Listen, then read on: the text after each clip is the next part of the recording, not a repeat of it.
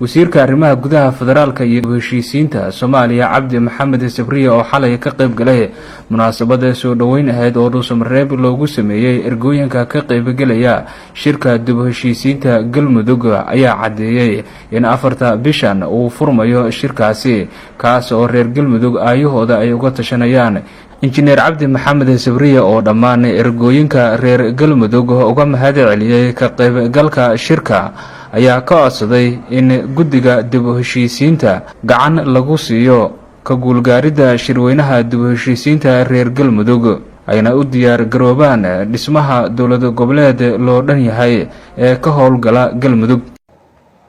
walaalayaal waxaan u malaynayaa qof walba waa ku baraarugsan yahay mowduucan isugu nimid intii soo hormartay ee waqti badan sugaysay intii soo daahday aad iyo aad aan ugu mahad celinaynaa. waxaan leenahay sugidda aad sugayseen khayrka iyo wanaagga iyo dib u heshiisiinta Galmudug ilaahay ajar iyo xasanaad ha idinka siiyo. si loo kala dambeeyayda waxaa la qiray galabta waa isu soo ururna kulligan cid naga maqanna malaha. shirka ilaahay idankii furitaankiisa rasmiga ah wuxuu noqon doonaa Arbacada bisha 4teeda oo aan rajaynayno in ra'iisul wasaaruhu uu yimaado Xasan Cali Khayre oo uu shirkaas noo furo. labada maalmood oo soo aadan qorshuhu wuxuu noqon doonaa in la diiwaan geliyo ergooyinka. ergey walba inuu baaj xirto liiskii iyo magacyadii aan isku aadisano ay iridda noo yaalaan.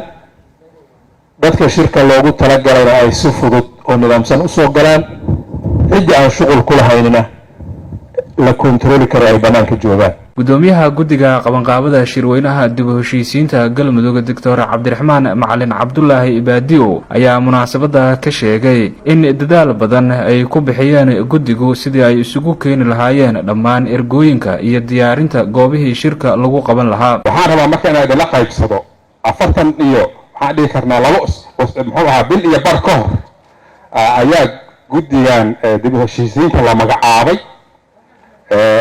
waxaan go'aansanay inaan nimaado Dhuusamareeb 45 casho ka hor ayaan nimid halkan taqriiban. markii aan soo baxayno marka dadka oo dhan waxayna lahaayeen isku aadana Galmudug. Galmudug waa meel dhib badan, waa dad dhib badan, meeshaas wax aad ka soo kordhinaysaa lama arko. waxaa intaan loogu daraya Dhuusamareebna kuma soo jirto Dhuusamareeb dhib gaar ah leedahay. halkaa markaan isugu nimaday wixii ugu horreeyay ku heshiina waxaa waaye inaan ka bixino kelimada waa dhib badan tahay inaan meel iska dhigno. waxaan dhahnaa Galmudug ma dhib badna, Dhuusamareebna ma dhib badna, dadka joogana ma dhib badna. taarta go'aankaasna isla qaadanay halka markaan isugu nimaday shirkeena ugu horreeyay.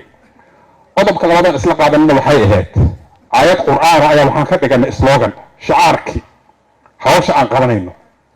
aayadda qur'aanka waxaa waaye a'uudu billahi minash shaytaanir rajiim laa khayra fii kathiirin min najwaahum ilaa man amara bisadaqatin aw macruufin aw islaahin bayna annaas. wasiirka arrimaha gudaha federaalka iyo dib u heshiisiinta Soomaaliya waxa uu sidoo kale sheegay in inta laga gaarayo maalinta uu shirka furmayo in ergooyinka loo sameynayo wacyigelin iyo kaararka ay uga qayb gali lahaayeen shirka.